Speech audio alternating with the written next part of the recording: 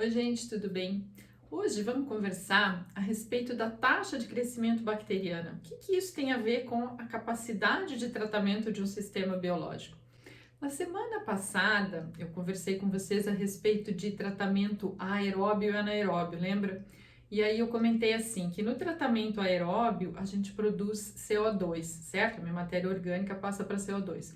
No tratamento anaeróbio tem produção de biogás, então a minha DBO passa lá para biogás.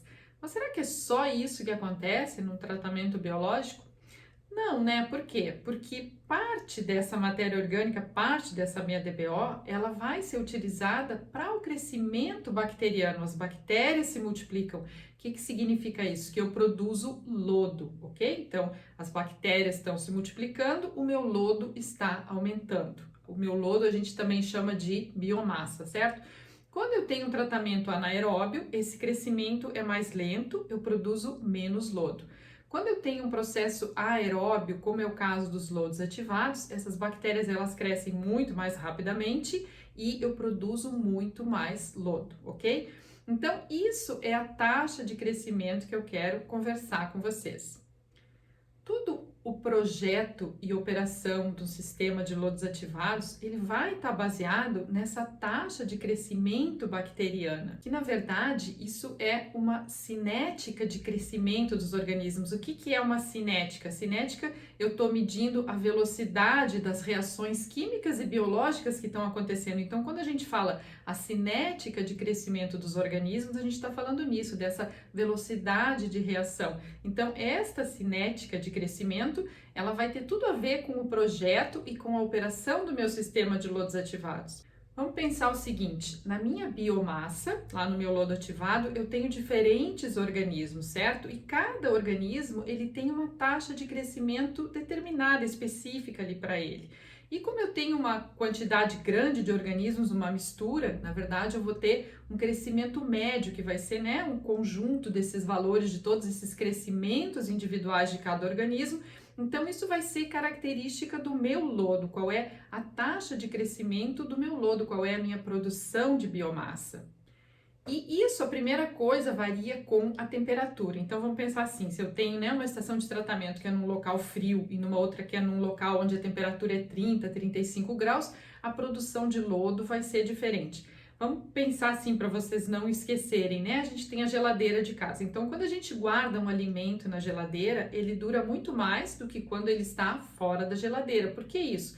Na geladeira eu tenho uma temperatura muito baixa, então eu estou limitando o crescimento bacteriano, né? Limitando o crescimento desses organismos que vão começar a degradar, deteriorar aquele alimento. Então a mesma coisa acontece, eu tenho uma temperatura baixa, essas bactérias vão crescer mais lentamente. Se eu tenho uma temperatura maior, aumento a temperatura, esse crescimento é mais rápido. Então, cada organismo vai ter essa taxa de crescimento, certo? Específica, mas isso depende da temperatura. Além das condições ambientais, a primeira coisa que a gente pode pensar, então, é temperatura. Então, se eu pegar os dados de uma estação de tratamento que é num local, né, onde o clima é mais frio, eu não posso levar esse mesmo valor para um local onde a temperatura é mais quente, porque vai ser diferente sim. Então, quanto maior a temperatura, quanto mais quente o clima, eu vou ter muito mais produção de biomassa, né, se eu comparar com um local de clima frio. E, na verdade, então, o que é essa taxa de crescimento? É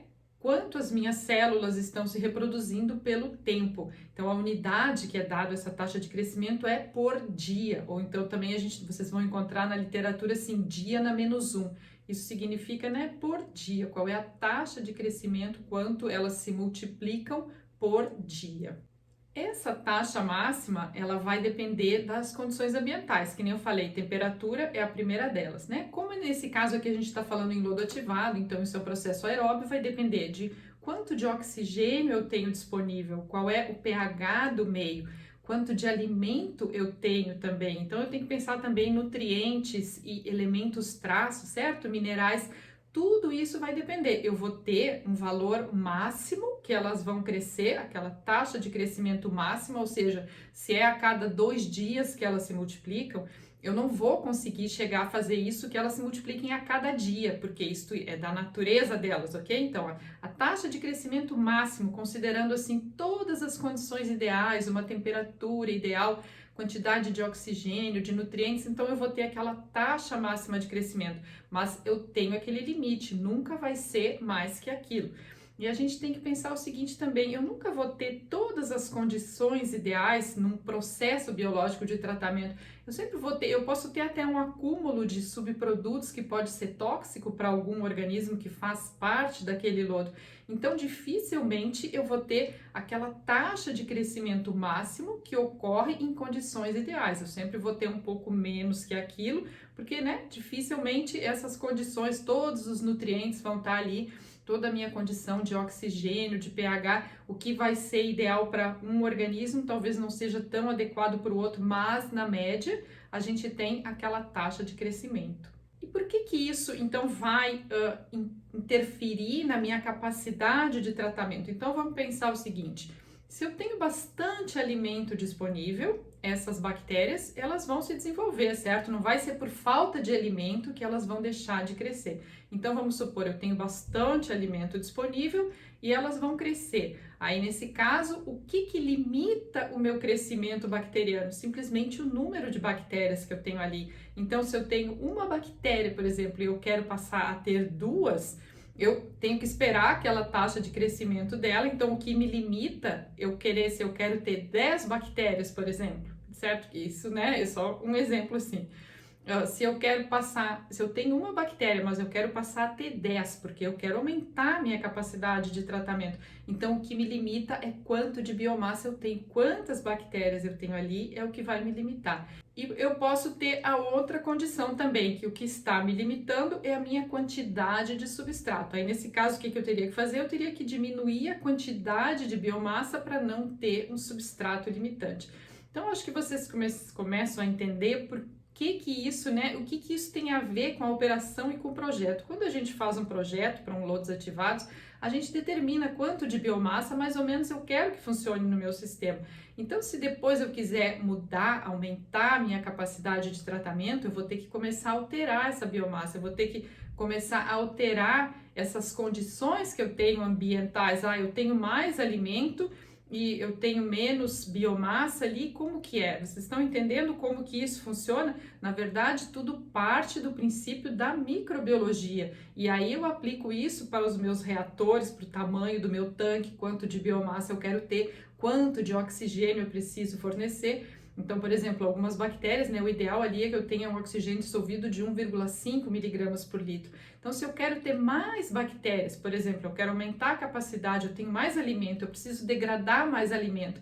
Então, nesse caso, eu preciso, né, colocar mais biomassa. Será que o meu sistema de aeração, ele tem as condições de manter aquele oxigênio dissolvido de 1,5 miligramas por litro que eu tinha antes, porque quanto mais biomassa eu tenho, a minha demanda de aeração vai ser maior, eu vou precisar mais capacidade no meu sistema para manter aquele oxigênio dissolvido de 1,5, por exemplo. Então, nesse ponto é que tudo isso interfere, né? De uma forma indireta, essa cinética de crescimento, ela vai determinar a minha capacidade de tratamento. E essa taxa de crescimento bacteriana é um valor empírico. O que significa isso? Que ela é experimental, que ela vai ser diferente para cada local, para cada... Então imagina, né? Para um esgoto sanitário, a gente tem um valor mais ou menos aproximado, a gente trabalha com valores médios, esses valores eles são utilizados sim no projeto de tratamento, no projeto, num sistema, né, de tratamento.